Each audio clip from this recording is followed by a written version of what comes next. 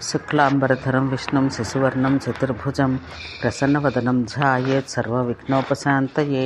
కార్తికేయ నందికేశ్వర్ల సంవాదం. శ్రీ నారాయణ ఇట్లు పలికెను. తన పుత్రుని విషయం తెలిసిన పార్వతీ పరమేశ్వరులు, విష్ణుమూర్తి, దేవతలు, మునులు మొదలగు వారు ప్రేరేపించగా మహాబల పరాక్రమవంతులైన దూతలను కృత్తికల దగ్గరకు పంపించిరి. ఆ దూతలలో వీరభద్రుడు, విశాలాక్షుడు, శంకుకర్ణుడు, కబంధకుడు, నందీశ్వరుడు, మహాకాలుడు, వజ్రదంతుడు, భగంధరుడు, గోదాముఖుడు, దధిముఖుడు మొదలగు వారున్నారు. ఇంకను 1,00,000 మంది క్షేత్రపాలురు, 3 లక్షల మంది భూతములు, 4 లక్షల భేతాలురు, 5 లక్షల యక్షులు, 4 లక్షల కూష్మాండులు, 3 లక్షల బ్రహ్మరాక్షసులు, 4 లక్షల డాకినులు, 3 లక్షల యోగినులు మాత్రమే కాక వికృత ఆకారం కలవారు, శివునితో సమానమైన పరాక్రమం కలవారకు అంతలేని రుద్రులు, భైరవులు మొదలగు వారు కలరు. ఆ శివదూతలందరూ శస్త్రాస్త్రాలు ధరించి కృత్తికల యొక్క భవనం చుట్టుముట్టిరి. అప్పుడు శివదూతలను చూసి కృత్తికల అమితమైన భయంతో బ్రహ్మతేజో విరాజితుడకు కార్తికేయుని ఆశ్రయించిరి. కృత్తికలు ఈ విధంగా పలికిరి: నాయన, ఈ అసంఖ్యాకమైన సైన్యాలు మన ఇంటిని చుట్టుముట్టుకున్నవి. భయంకరమైన ఈ సైన్యాలు ఎవరివో మాకు తెలియదని పలికిరి. కార్తికేయుడు కృత్తికలతో ఇట్లు పలికెను: అమ్మలారా, మీరు భయపడకుడు. నేనుండగా మీరు భయపడాల్సిన అవసరమే లేదు. ఆయన్ను కర్మ ఫలితాన్ని ఎవ్వరూ వారించలేరని పలికెను. ఆ సమయాన శివుని సేనాధిపతి యగు నందికేశ్వరుడు కార్తికేయుడు మరియు కృత్తికల ముందు నిలబడి ఇట్లు పలికెను: ఓ తమ్ముడా, నన్నిచ్చటకు పంపించిన శ్రీ మహావిష్ణువు యొక్క, జగత్ సంహారకారకుడగు శంకరుని యొక్క, నీ తల్లి యొక్క పార్వతీదేవి యొక్క మరియు నా యొక్క మాటలు శ్రద్ధగా వినము.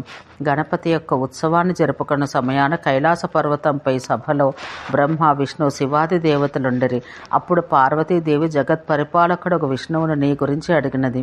అప్పుడు శ్రీ మహావిష్ణువు నీ గురించి దేవతలనందరినీ అడిగెను. ఆ సమయాన దేవతలు ఒక్కొక్కరు తనకు తెలిసిన విషయం తెలిపిరి.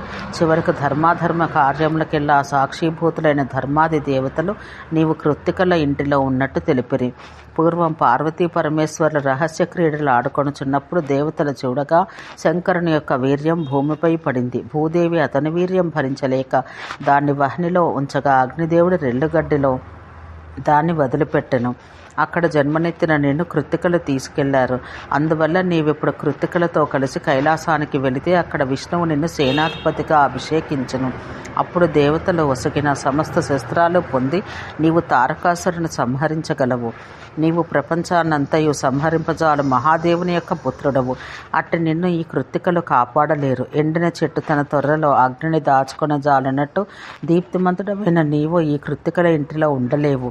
పెద్ద బావిలో పడిన గజరాజు వలె వీరి ఇంటిలో నీవు ప్రకాశించలేవు.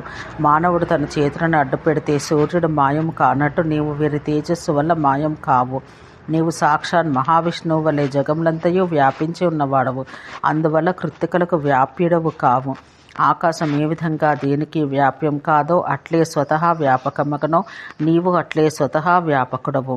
నీవు విషయముల నుండి నిర్లిప్తుడవైన యోగీంద్రుడవు కానీ వేరు కాదు. నీవు విశ్వానికంతయు ఆధారభూతుడవు, ఈశ్వరుడవు. నదులకు అన్నింటికీ నివాస స్థానముకు సముద్రం ఒక నదిలో ఎట్లు అణిగి ఉండదో అట్లే సర్వాశ్రయుడవైన నీవు కృత్తికల ఇంటిలో ఉండలేవు. గరుత్మంతుడు చిన్న పిట్టగూటిలో ఎట్లుండలేడో నీవు కూడా కృత్తికల ఇంటిలో ఉండలేవు. యోగులు కానివారు జ్ఞానాన్ని ఎట్లు తెలియలేరు అట్లే గుణములు తేజస్సులకు రాసివి భక్తులను అనుగ్రహించుటకు జన్మనెత్తిన నిన్ను కృత్తికలు గుర్తించలేరు. మూఢులైన శ్రీహరి భక్తి రహితులు మిక్కిలి గొప్పదైన శ్రీహరి భక్తిని గుర్తించినట్టు కప్పలు తమతో కలిసి ఉండే పద్మం గొప్పదనం గుర్తించినట్టు కృత్తికలు నీ యొక్క గొప్పతనం గుర్తించలేరు. పైగా నిన్ను అనాదరణ చేస్తారు. అందువల్ల మా వెంట కైలాసమునకు రమ్మని కోరెను. కార్తికేయుడు ఇట్లు పలికెను: సోదర నందికేశ్వర, భూత వర్తమాన భవిష్యత్ కాలాలకు సంబంధించిన సమస్త జ్ఞానము నాకు కలదు. అట్లే నీవు కూడా మహాజ్ఞానివి. మృత్యుంజయుని ఆశ్రయించి ఉన్న నిన్ను ప్రత్యేకించి పొగడాల్సిన పని లేదు. తమ తమ కర్మను అనుసరించి ఆయా జన్మలెత్తిన వారు ఆయా జన్మలందు మోక్షం పొందలేరు. కర్మను అనుసరించి ఆయా జన్మలెత్తిన వారు విద్వాంసులైనను మూర్ఖులైనను వారు విష్ణుమాయ వల్ల మోహితులై తమ జన్మ చాలా గొప్పదని భావిస్తారు. ఆ విష్ణుమాయ జగములకు అన్నింటికీ మాతృరూపిణి, సమస్త సృష్టి కంటే ఆద్యురాలు, ప్రపంచానికంతయు మంగళం కలిగించినది.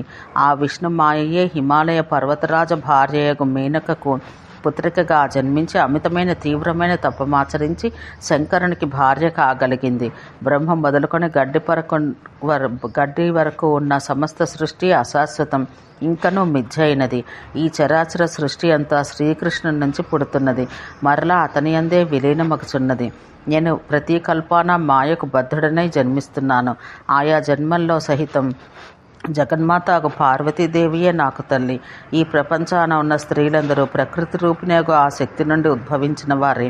వారిలో కొందరు ఆ శక్తి యొక్క అంశలు కాగా మరికొందరు ఆమె యొక్క అంశాంశలు, ఇంకనూ కొందరు అంశాంశాంశలు.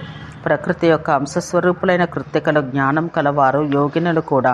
అట్టి కృత్తికల స్తన్యం వారిచ్చు ఉపహారములచే నేను పెరిగాను. వారికి నేను పెంపుడు కొడుకును. వారు నన్ను పెంచి పెద్ద చేసినందున వారు నాకు తల్లులు. అట్లే నేను ప్రకృతి రూపిణి యొక్క పార్వతికి పుత్రుడను, పరమేశ్వరుని వీర్యం వలన జన్మనెత్తిన వాడను. అయినను ఓ నందీశ్వర, నేను పర్వతరాజపుత్రియకు పార్వతి యొక్క గర్భం నుండి జన్మించలేదు. అందువల్ల పార్వతీదేవి ధర్మతః మాతయే కాని జన్మనిచ్చిన తల్లి కాదు. అట్లే ఈ కృత్తికలు సహితం ధర్మతః తల్లులే కాని జన్మతః తల్లులు కారు. స్తన్యమునిచ్చినది, గర్భమును ధరించినది, తిండి పెట్టినది గురువు యొక్క భార్య, ఇష్టదేవత యొక్క భార్య, సవితి తల్లి, తన తోబుట్టువులకు స్త్రీలు, కోడలు, తన భార్య తల్లి, అమ్మమ్మ, నాయనమ్మ, సోదరుని భార్య, మేనమామ భార్య, మేనత్త, తల్లి యొక్క అక్క చెల్లెండ్రు, తన సోదరుల పుత్రికలను 14 తల్లులని వేదములను చెప్పబడినది. నన్ను పెంచి పెద్ద చేసిన ఈ కృత్తికలు సమస్త సిద్ధులను తెలిసినవారు, పరమైశ్వర్య సంపన్నులు, త్రిలోక పూజ్యులు. వీరు బ్రహ్మదేవుని పుత్రికలు కానీ క్షుద్రులు మాత్రం కారని పలికెను. శ్రీ మహావిష్ణువుచే పంపించబడ్డ శివానుచరుడవగు నీవు కూడా శంకరునికి పుత్రునితో సమానుడవు. అందువల్ల నీ మాటను త్రోసివేయకూడదు. కావున నేను నీతో వచ్చి దేవతలను అందరినీ చూచెదను అని కార్తికేయుడు పలికెను. ఓం శాంతి శాంతి శాంతి.